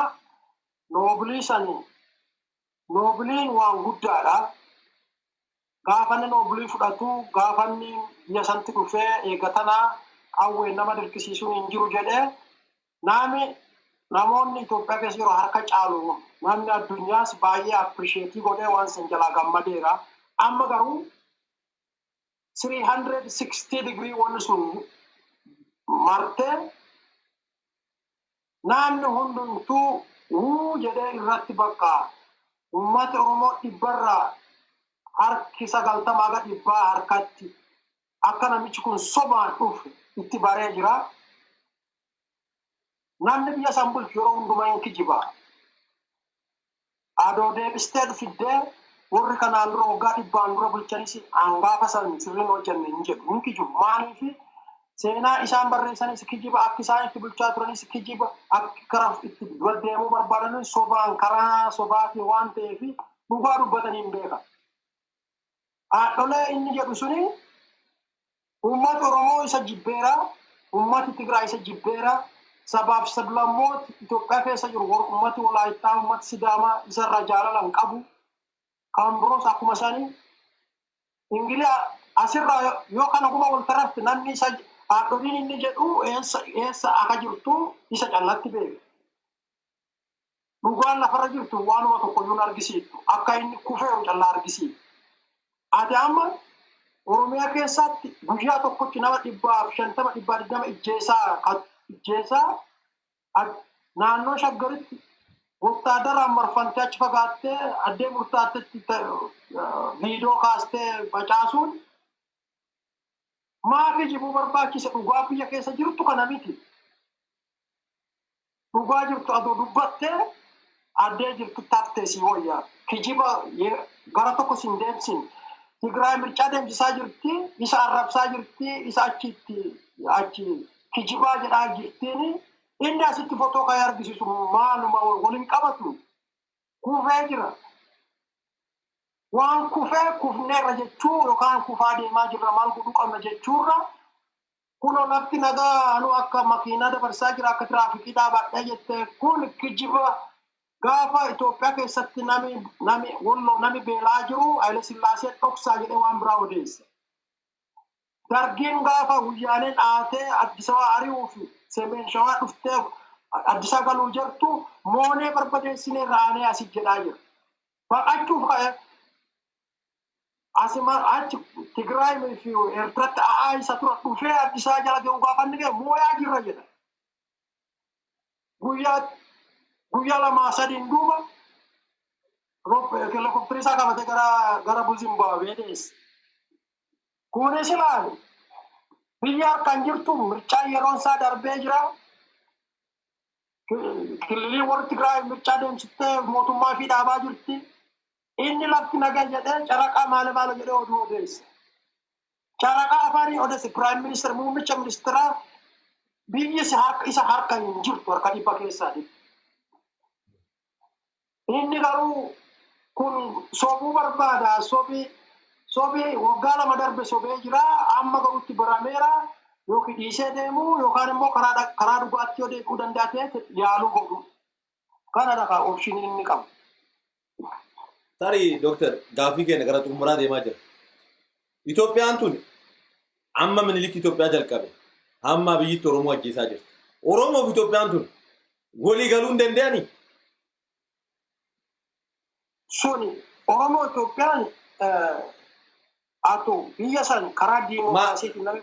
Dooktar ilaa gaaffii kana maaliif gaazexeeta? Fakkeenyaaf Itoophiyaan tuni Itoophiyaa maqaa Oromoo lafa Oromoo jijjiiruu barbaada.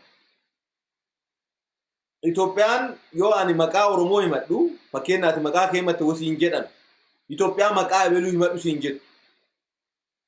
Itoophiyaan tun bara minilikiitii gammaa wama karaa tokkorra deemaa jirti. Oromoo fi Itoophiyaan tun walitti araaramuu hin danda'ama.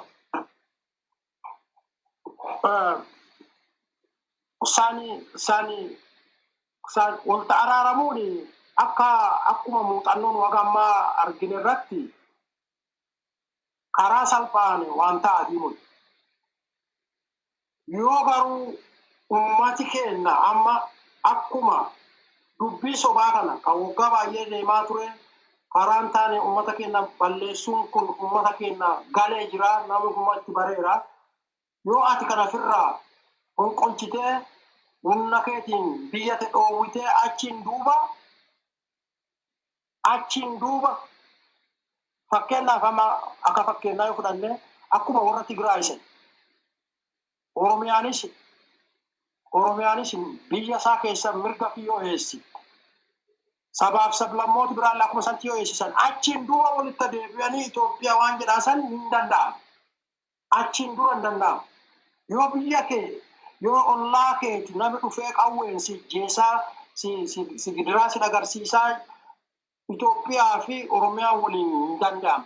Yoo garuu biyya teenya bilisoomsinee ifirraa ariinee mircaa keenya abbaa barbaanne filannee akkuma warra Tigraay san goone achiin duuba yoo Itoophiyaa jedhuu barbaadan teete koottaa nuti immoo akka Oromiyaatti Itoophiyaa si waliin akka federaalizimii ta'uu dandeetta akka konfedereeshiniis ta'uu dandeetta wanta dhufuun hin danda'amu. Garuu achiin dura yoo ati yoo ifin bilisoomsin namni tokko jalqaba dhufe nama tokko ifi bilisoomsuu qaba yaada kee bilisoomsuu qabda mirga kee bilisoomsuu achiin duuba ollaa kee achiin duuba biyya kee achiin duuba dhagaa Itoophiyaa isaan jedhan san wal kararuu kan danda'amu. Kan isaan jedhamu sun amma isaan jedhamu Itoophiyaa jechuun nama afaan Amaariffaa dubbatu nama alaabaa tokkocha qabatu nama aadaa tokkocha gula deemu akkasii jedhani sun hin taatu eenyummaa kenna gadi dhiinnee eenyummaa namaatti waliin sirbinee sagaduun barbaada. Nuti yoo jaallatanis yoo jibbanis akka kenna jiraannee akka aadaa kenna qabannee afaan kenna qabannee akkasiin yoo Itoophiyaa sin barbaadan san deemuu dandeenya yoo sun hin taane taate hin deemnu. Biyya keenya irratti eenyuyyuu nu wajajuu nu dirqisiisuu hin danda'u. Kun akkuma warri Tigraay kun hubachiise akkuma warri Eertiraa hubachiise Itoophiyaa uummata Oromoonis mirga isaa eegsisuu qabu biyya isaa keessatti. Eertiraa wanni har'a biyya biraa taateef mirga isaa eegsisuuf garuu diktaateritti fudhatee badeen isaanis. Warri Tigraayis kun amma mirga isaanii akka bilisoma mul'isaniiru argisiisaniiru uummati keenyas biyya isaarraa abbaa lafummaa isaa akkuma isaa argisiisuu qaba. Tari Dr. Gaafin kiyya kaxumuraa siyaa godhu kana warri Tigraay amma filannoo geessaniiru. Mootummaan federaalaa amma Septembarii kanaan duuba jiran natti fakkaata akka konstitushinii biyyasaniitti. Konstitushinii gareen tokko jijjiiree jedhu gareen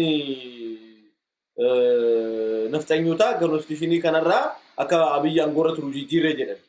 Adoo warri gareen Oromoo tokkoon fudhatiin Sidaama fudhatiin Walaayittaan fudhatiin Haadiyaa Kambaataa Sumaalee Affaar warri kun martiin fudhatiin gareen biltsiginnaa yookiin nafxanyaa kun nuti kana goone jedhan konstitushinii uummanni irraan fudhan mootummaan hin jiru biyya san keessatti. Tari mootummaan Tigraay biyya mataa fi dhaabatuu mala. Amma gaafiin guddoon namni wanni guddoon warra Tigraay caalaa gaafiin guddoon amma warra federaalii Itoophiyaa bulchuurra jiru bira dhufti. Warri Tigraay akkuma konstitushiiniin jettu mirchaa isaanii deemsisaniiru bulchiisa haaraa filataniiru. Warri Itoophiyaa immoo nu mirchaan barbaannu nuti bakka konstitushiinii nu barbaachisu yoo jedhateeti maal akka opshiniin ta'e yaa lafa nagatti namichi gaafa roppillaa bitateera. Mirchaan maal akka ta'e atu argite amma achuma irratti amma kana kun maal akka ta'e iyyuu dubbachuus hin barbaachisa. Amma warri Itoophiyaa garuu warri federaalaa bulchuu maal godhuu qabna isaan lafti nagaa homaa rakkoon hin jirtu kunoo paartii asitti banneerra palaasii adda asitti kunoo wanni banneerra jedhee odeessuu caalaa maal godhuu qabna rakkoo kan akkamitti hin jedhuu qaba. Maaliif yeroon isaa darbeera amma abbaan feeteyyuu baay'ee ati mootummaa miti jedhee mormuu mirga isaati. Maaliif namni filate jiru filannoo kunoo koronaaf dhaabachiina kunoo warri Tigraay filatee jira amma koronaa maali mucallaa koronaan keessaa nu hambisamoo Amerikaan mirchaa deemfachuuf kunoo Noovembarii qophii qabdi koronaa asis jira namni koronaaf jedhee mirchaa dhaabee hin jiru. Uchuma isaanuma biratti ollatti deemeera mirchaa. Kanaaf amma dubbiin gabaadduun isaanuma bira jirti ammaan. Filannoo deemsise moo dhabaate moo inni eegatanaa mootummaa miti inni amma karaa seeraatiinis kufeera karaa hojiirra oolchiisa dhugaallee kufee jira. Karaa siyaasaatiin barbadaa'ee jira.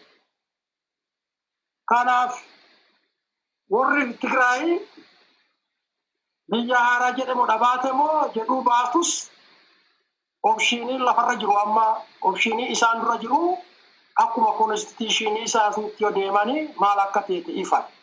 Warri federaalichi garuu namichi amma biyya bulchu kun diktaateriin isaa kun akkamiin itti fufuu danda'a? Amma yoo biyya guutuu harkaan jirtu Oromiyaa keessa waraana deemsisaa jira. Tigraay filattee almost qarqara geetteerti akka biyya biraa ta'uufi Gaabuu keessa Walaayittaan hundaan harkaa qaba. sabaaf sablammoota gara garaas yaaduma kan harkaa qabdi. Kanaaf rakkoo diigamteerti yoo gabaattee yoo beektaa gabaabumatti piraaktikaalii biyyi diigamteerti. Karaa soba afaaniitiin garuu biyya bulchaa jirra jedhanii kunis waan bulee ooluun fakkaatu. Isumarraa dhaggitaa baay'ee waan akkamiin karaan ittiin turus hin jiru, karaan seeraas hin jiru, karaa humnaas hin jiru. Humnaanis eegii warri tokko ka'ee filannoo deemsisee waan guba sirreeffate humnaas hin qabu. Akka humna hin qabne raggaasisee jira kun.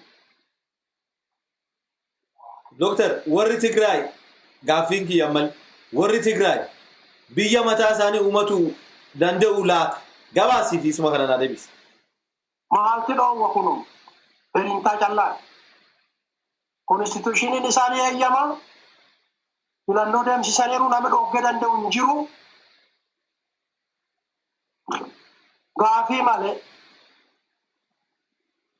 waan isaan isa amma bu'aa isaanii qabu irratti hundaa'anii isaanti murteessa.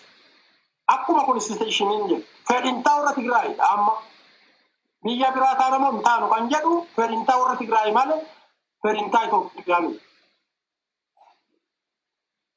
Isaan fedhiintaa isaanii harka bu'eera amma mootummaan Itoophiyaa hin dhoggayu jedhee hin dandeettiis hin qabu, dhogguus hin danda'u, humnaas hin qabu, seeraas harkaa hin qabu. Konstitushiniin biyyaa anqee 39 sun akka biyya ta'uu akka danda'an hin raggaasisa. Ifirraa dhoggachuu hunda qabu. Ka'ee lola yoo jedhes hin danda'u, humnaan dhogguu hin danda'u. Karaa diktaatoriillee hin danda'amu, karaa seeraanis hin danda'amu. Amma federeeshin mikir beetiin maanii inni jedhu kun amma yeroon isaa darbeera amma eegatana warri kun federeeshiniin sunis fudhatama hin qabu. Filannoo yeroon itti darbeera extendiin karaa seeraatiin isaaniif ta'ee hin jiru, isaan qaba fudhatama hin qaban. Ulfaadha Doktor, federeeshiniis expiredii ta'eera aangoon isaanii jettee jirta, paarlaamaanis expiredii ta'eera aangoon isaanii, muummichi ministeeraal expiredii ta'eera, warri waan filannoo keessaniif aangoo seera qabeessa qabu, kanaafuu keeyata 39 fayyadamuu mirga qabu jettee ulfaadhu wayyaame. Mirga qabu fedhiintaa isaaniitti murteessa eegatana. Intee namoonni isaanitti murteessuu qabu. Yoo feena jedhanii harka isaanii jiru. Ulfaadhu wayyaame. Waan godhuu hin danda'u mootummaan Itoophiyaa. Kufee jira mootummaan Itoophiyaa afaaniin odeessaman hin jiru. Karaa hin taane irra jiru. Isaan karaa sobaa irra jiru. Karaan sobaa kun waan adda addaa deemsa amma jirurraa yoo ilaaltu Itoophiyaan namicha kana harka hin jirtu inni fayyuma odeessaman. Ulfaadhu Doktor, wanta hafee jira yoo jettanii carraas ni ilaala. Kanuma wanni biraa waan dheeressee dubbachuu barbaadu jiru dhaamsi uummata keenyaa garuu yeroo hundumaa irra deddeebinee dubbannumaani mirga fi abbatti biyya fi abbatti eegataa abbatti diinarraa eegaa mirga kee kasirraa cabe sitti eegsifata. Namni biraa Indii Uqyaanosirraa baay'ee Maadagaaskaarii dhufee bilisa siin baasa jetteen eegatina. Abbatti mirga fi sifata uummata keenya waliigalteen jabeenna fi eegatee itti qabsaa'uu qaba biyya isaa bilisoomsuu qaba. Kanumadha. Kuni kana shakkii malee biyya keetirratti duuni sirna garboonfataa kuni nama kaanidha guuruu laalime isuma nu ija nagaa jirru dargiin akkas nama ajjeesaa ture nama hidhaa ture. TPLF gaafa dhutte akkas godhaa turte. TPLF dullaan uummata keenya ka'ee qeerroon keenya gaafa isaan ari'u gaafa dhufan afaan biraa dubbatanii afaan midheeffatanii taayitaatti ba'anii laali namicha kana Lammaa Magarsaame Jawaar Mahammadime Beqqelee Garbaame maal balleessan eenyu fajjeessan Oromoo waan ta'anii waan dhugaa waan dubbatanii kanaaf mirga keessanii mormadha soba ilma abbaa gadaa maani ilma naafxanyaa yookaan ilma garboonfataa yookaan hawwii garboonfataa qabu. Garboonfatuus hin danda'u hawwii callaa qaba namichi kun. Haalli amma jiru humnaan dhiisi karaa dhugaallee rakkisaadha Itoophiyaa bulchuun. Garuu nama karaa dhugaa wadhaane wayii. Karaa humnaa nagaatti. Karaa humnaa eegatana hin hojjetu. Itti himameera uummati keenya garuu biyya isaarratti garboomee ilmaa isaa jalaa du'aa, ijoolleen isaa jalaa du'aa, beekaan isaa jalaa hidhamaa, ebelufa akkasii godhee ebelufa seenaa callaa himaa turuu hin qabnu itti muddinee mirga lafa keenya irratti akkuma guyyaanee asii biyya keenya irraa ariinee ammas niyoonafxanyaa xiqqoo ganaa gilgala niyoonafxanyaa kun ganaa lafa dhaabatee akka dansaan jiru isaas gula ari'u. Gula ari'anii mirga keenya kanurraa sarban lafa keenya irratti abbaa lafummaa fi deeffachuudha. Kanuma waliigalatti kan uummata keenyatti harka caalaa waliigaltee mormadhu yoo kana lamaaniin godhin eegii achi ariite immoo deeqanii sitta deeqanii dhufuu danda'u ammas humna cimaa qabaachuu qabda to'achuuf biyya keetti tiffachuuf kana jira kanumatti maqabaabu. Ulfaadha Dooktar. Daawwattootaa fi hordoftoota gumii bokkoo. Ulfaadhaa wayyama halkan gaarii isiniin jenneerra barri bara gaarii isinii haa ta'u jenna. Ulfaadhaa wayyama. Deebana.